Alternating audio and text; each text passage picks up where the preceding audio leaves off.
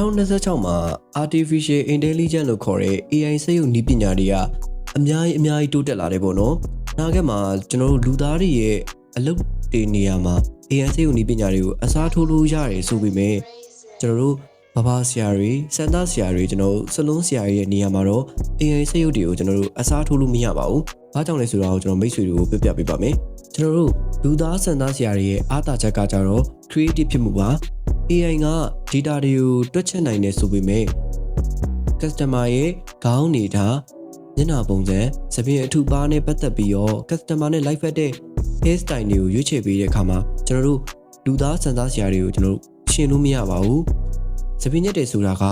ဒီပညာတဲ့အမှုပညာပူဆန်ပါတယ်ခင်ဗျာ customer တော်တော်များများကကျွန်တော်တို့စပင်းညက်ဆိုင်ကိုလာကြတဲ့ဆိုတာက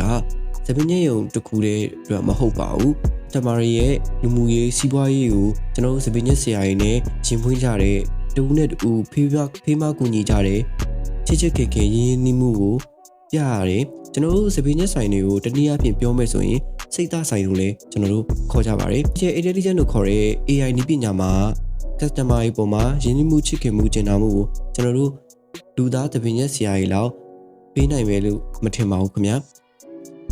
အန်ဒီမကင်းပါအောင်ဘာကြောင့်အန်ဒီမကင်းပါအောင်လို့ပြောရတာလဲဆိုတော့ AI နည်းပညာကသူ့ရဲ့ program တိုင်းသွားတဲ့အတွက်ကြောင့်မို့လို့ customer ကကျွန်တော်တို့ကလေးပဲဖြစ်ဖြစ်လူကြီးပဲဖြစ်ဖြစ်တဝူးချင်းတွေတိုင်းမှာသူတို့ရဲ့ body language လေးတွေသူတို့ရဲ့မငြိမ်တဲ့နေရာလေးရှိရပေါ့နော်ကျွန်တော်တို့ customer ရနာပဲဖြစ်ဖြစ်